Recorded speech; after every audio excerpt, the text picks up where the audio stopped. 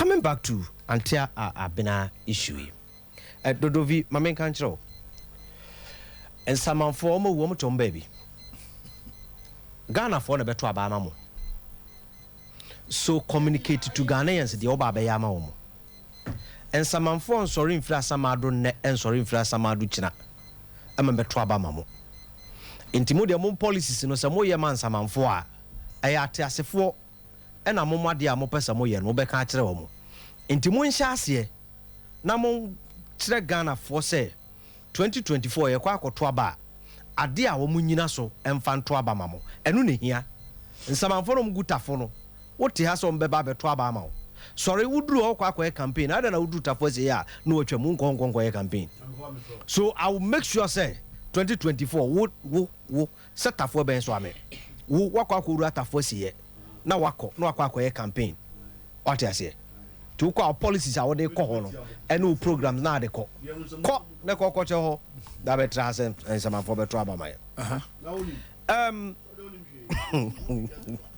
baby Francis mami tie yeah Francis yeah ati asefo ni ba cho man submission ko beti account dey bi man wie ya mame anti Abena Dapaah say na otwe atwam no e ko na wie ye no e na be ba se maye bia na omo eboaboa no ofie eni sika bia da honom omakwa akofa omamfa sika no nko a ne ho agudie ene ni kunu no manyina omasesa na enoma no eye mienu asem na asie no the side of the minister and the actions of Nkwarana omone mameneti fie no na mehwe nkomo na yedie na emse Nkwara no oman no emfa Nkwara no suban no ho Cecilia ba bia yeduri se suban na Nkwara ne da na die no oman no enhyeda eni interest bia wo. In the morning I raised the issues yedi common say good. We should also look at that angle where obi afa obi woni fie and our fan adwumam na nipa no afa kwati kwan awia nipa no your workers and employees are omatima wia company ama company na go ye obi a wia obi e wona adwumam ama nipa no na ne fie ama maame ne kra de akose ne mabi so be wia se ne bi ono a. It looks like we are not looking at that moral situation. Good. We are attaching because the person is a politician. Enti mi wia ba bia wo hete ye no sa perepere ye ahonim ene abrabopa morality no ye de be ye sa analysis no ewo ye maame Abena Dapaah side ene Nkwara no enso side na ya hwade wo be kaem se be afi e confirm unini law professor bi wa agirega no oye no ye UN consultant o chira de wo legon Mrantia omone notifie adan ya papa no de sika 50,000 abafie mebo pa bi ko enti yakobo pa kuku papa no akwa ne sika wo baby a ye drive enti ye din komo no ambodin Nkwara no say because say maame Abena Dapaah politician enti no ade no mo ye no eno ano no ewia na ya sign de sika wodi gufie no the moral aspect no ye ba be ka ho asem oma we encouraging the citizens say so wo sika fakoto bank. That's right.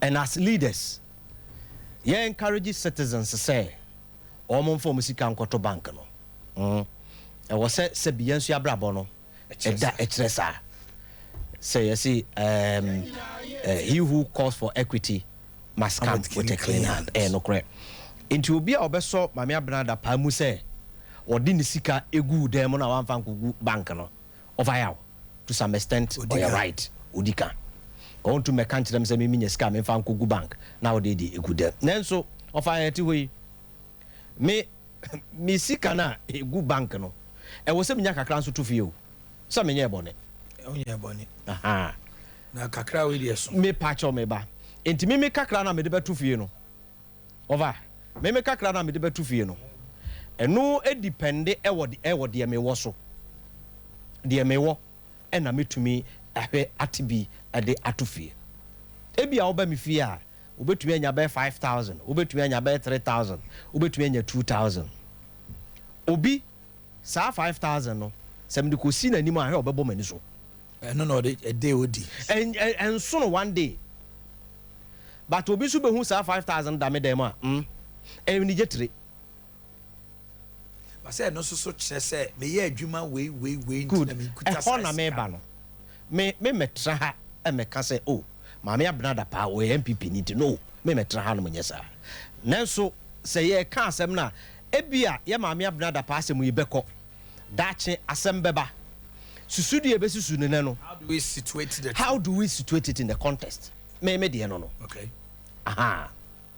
enunti no for some time a lot of people in a public life omunim say or a politician obeye NP yewura Akufo penso omano minister anameboa good na nado danko Akufo Addo bae wamani minister so good so we may assess her based on the yen yadwene ekire anameboa the yen yadwene tire say oh or public life however ebia na owo adwuma foforo bi ewo baabi no wo kɔ ne officer on fan tare ne ho ya ne kru na ye good onu akra na meka ebia wo bibi yeti krom ha yi yenim wona wo papa mo agi o madan wo adum pizza to yi wo fa dan kakraka yi ayi na ayi for dim light wo mu yi say ya wa wona fofo yi dia wona fofo yi ha sabro sana isi ho no kra no afi o kaso de ma renter o sika bebre dosopo ba ebia kina yakwa akoma me amadamfo appointment because all office one for dan na kan hunti no ya dwene kire say honkwa no nanso me expect madam for no say sika be free dan ni mu aba no you need to disclose it to Ghana Revenue Authority na appropriate tax what you are na meboa good na me de ba ba bi a ya maame abena Dapaah letter no de chance say why you ready so be cooperating with every state institution are you interested, which is also heartwarming, be it CID, Office of the Special Prosecutor, NIB, and will be arano ono agya to mu say odina konwa to ho no wagina brane say obema saa dwumakuo no ombefre ni bia no obeko a very very very significant statement so media say investigative bodies ekokohwehwem na one will they go because they be concerned say this should have been the statement from the president say thank you for resigning your integrity and everything but I want further investigation so I'm calling on the Yoko or OSP or CID or NIB to as a matter of urgency start an investigation to the matter. But unse wo di adwuma hye obi nsa right wo di adwuma hye obi nsa na me ye adwuma wa ha na bia me sika bi gufie akoyira me de court ba yi krofo sompani no no yesi na maba bi hunu manager mpa achew said the ensem no kona de sompa tetare ho no me pese me kona me kamasem. Okay. Well, SOMPA calls the ID to come and investigate me. SOMPA is a private entity. Good. So the SOMPA this is government. Good, maybe public. A government entity did to me a share. And there is a public interest good attached. So that public interest attached, you know. Office of the Special Prosecutor, Sir Act 959, no. And ma obia in no say, koyas adewi. Obi in Special Prosecutor on nyeso emra no hye ne say emma obi nhyew afa no aka who say emra no etiwe ono abetu anamo a emra no hye kisi agya ben say wo emma obi nhyew say kohwehwem ye de tumi ahye wo nsam say wote anasa wontimpo na wadwene ye wo say o mu besin ko dwaben Good. Chairman say, "Get to about jiska anamboa." Winim, you see that's OSP Act no. A very dangerous. So be a just or the bay juma. And yet they are watching kwao. Or says a wow what told them Special project what told them. Now what Jenny Chira will say. wo hu abrante bi ana ababa wo bi na na moto bi wo te office ana hu se akora se de osi koyi or a person of interest obi nhyɛw enti whether say president can now one can it is immaterial. Okay. Special prosecutor and even National Investigation Board obi nhyɛ wo only a Commissioner for Human Rights and Administrative Justice and to some extent somebody will have but almost the no it doesn't bother on criminality. Yeah. So the criminal investigation they don't need anybody asking them to start. So said ye mame abena Dapaah no almost so enyesa. Oh, Kakusi say this is people see it as a dent on the government, though Ghana Mampenin and Addo and Akufo say, but being part of government and that huge sums of money, no, they see it as a dent on your government. No, dear, when you ever make us some show. Politics are normal, we say no. Immediately, obey a member of government. Your life, directly or indirectly, can make a collateral damage to that institution. Okay. It is normal. Whether say a dent on the image of the party or the government at this material moment, it is the Ghana for ebe who say no kra na sanya no kra. That is another here. And no, the Obia was said the Obesi Akano. Obi who say it's a dent on the party, it is a dent on the government. Obi who say Ebia na busu akrano, it's a dent on them. And even Kalano good and good. So me, I am fully in support of everybody who calls for further investigations. But yenka semno e man say enkwara na omuko wi asika no I saw my yard papa. I said they are heroes. Yes, right now they are heroes. They are heroes. We maybe me kokko kan sem bi wo mo sister station pure, right? Na me ka ekwan me fa so me bi adwuma nkwara wi a me ma ne guye. Na me nya politician. Ye ma me political appointment. Eya mina so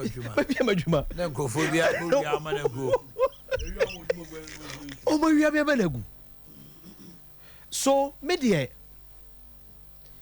Sam Mkwarano and Bako Cradi so Yaya, no, they are Kotoka man boy. Our talk so nice car man boyfriend. Yes, see you for bread up almost Pejuma, you for Gomo Pejuma, and Canada intra. And Canada now see you know. Now, never quite sorry. I was here. We are. Why should you steal? So the point is that Jaja, wait, Francis Jadio. These children, people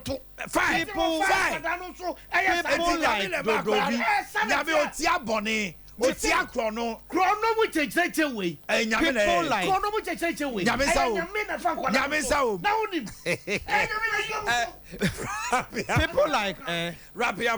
like Dodovi.